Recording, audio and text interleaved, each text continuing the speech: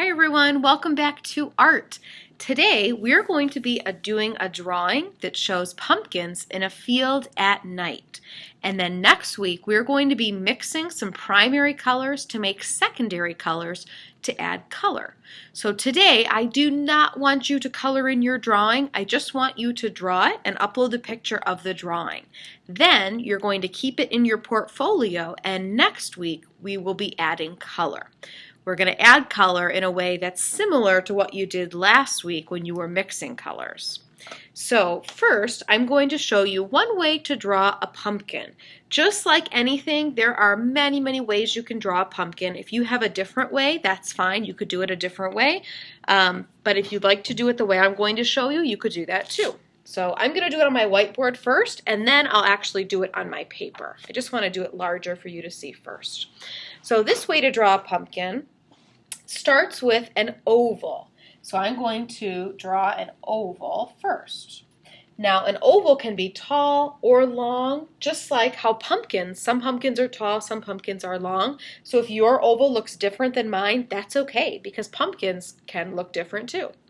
Now what I'm going to do, I'm going to try and draw those bumps on the pumpkin. I'm going to start my marker or my pencil, whatever you're using, at the top of my oval. I'm going to draw a curved line that comes down and touches the bottom of that oval. I'm going to do that a couple times. So I'm starting at the top of the oval. I draw a curved line that touches the bottom. Maybe I'll do that one more time. Start at the top, a curved line that touches the bottom.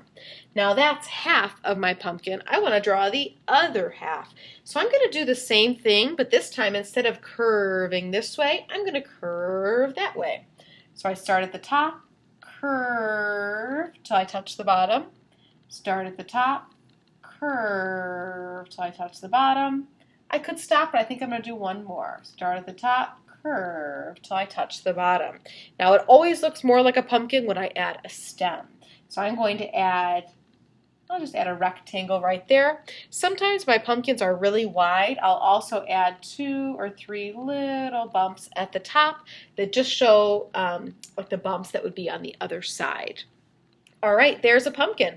I'm going to repeat this step so that I have a few different pumpkins on my paper. I also want to try to show that some pumpkins are close to me and some are farther away. I'm going to do this by making some of the pumpkins higher up on my paper and smaller. When things are farther away from us, they look like they are smaller. When they get closer, they look like they're bigger. So this pumpkin is really big on my paper right now, which makes it look like it's very close to me. But if I had another pumpkin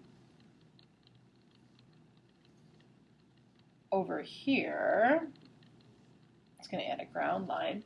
It looks like that pumpkin is farther away because it's higher up on my paper. So if this is the ground, I would have to walk all the way over there to get to it. And because it's smaller. And when things move farther away from us, they look smaller. If you look at a car parked outside of your house, it probably looks really big. But if you look down the street at a car that's way down there, it probably looks like the car is only this big. You know that cars aren't actually this big, but it's because it's farther away.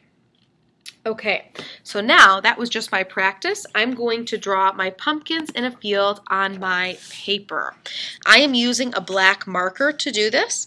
You can use whatever you have. If you have a black marker, that would be good, but it is going to help to make it a permanent marker, something that's waterproof, because if you choose to paint next time and you used a washable marker, it's going to smear. So a pencil, a colored pencil, a crayon, or a permanent marker would be good choices since they are waterproof. I'll write these choices down below too in case you forget so you know what to use. So I'm starting by drawing my pumpkin. I used an oval, drawing a curved line that starts at the top of the oval and curves to the bottom.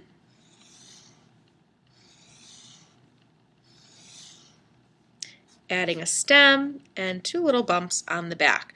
Oops, make sure my lines touch. So there is my first pumpkin.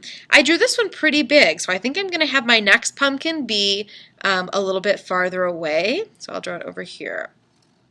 I have an oval that's smaller, curved lines on either side, a stem, 2 little bumps.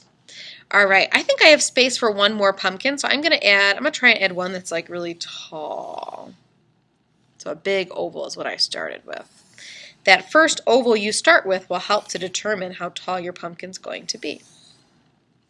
Now I'm kind of running out of space, but sometimes I like when this happens, when my lines have to go off the edge of the paper. So it looks like my pumpkin would keep going, you just can't see it.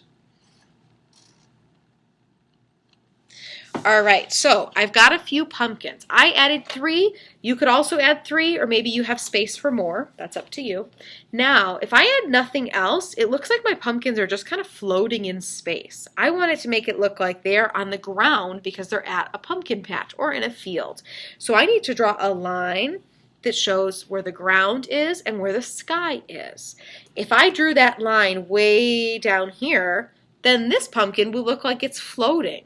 So I need to make sure my ground line is above all my pumpkins, or at least above the bottom of all my pumpkins. So I think I'm going to put mine right here where it kind of goes behind that pumpkin.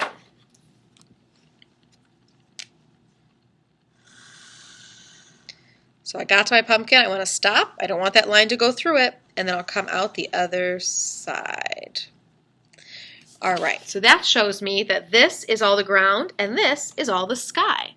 For this artwork, I do want you to show that it's nighttime with your pumpkins because we're going to be making a purple sky that kind of looks more like nighttime. So you can add some other things to your sky like a moon or stars. Last year I had someone add an owl or a bat to their sky to show that it was nighttime since they are nocturnal animals. You could also add some other things to the ground. For example, I'm going to add some vines coming out of my pumpkin stems because pumpkins do grow on vines. Maybe I'll put some leaves on those vines. Last year I had some people who added a sign kind of like it was a pumpkin patch. So they put a sign that said, pumpkins for sale, $2 or something like that. You can add any other decorations that you want. But the main things I'm looking for are, do you have at least 2 pumpkins? Does one pumpkin look closer than the other pumpkin because it's bigger and it's lower on your paper? The far away pumpkin should be smaller and higher up on your paper. Then I'm looking for a line that shows me where the ground is, and I want all 3 pumpkins to look like they're sitting on the ground. That means I can't put my ground line way down here because then this pumpkin wouldn't have been sitting on the ground. So I'm going to add a few more details and then I'll show you my artwork.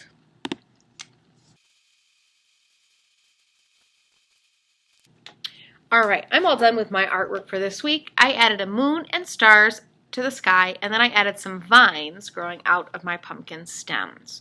So one last reminder for this week, what I'm looking for. I want to see a drawing that is not colored in because next week we're going to be adding colors.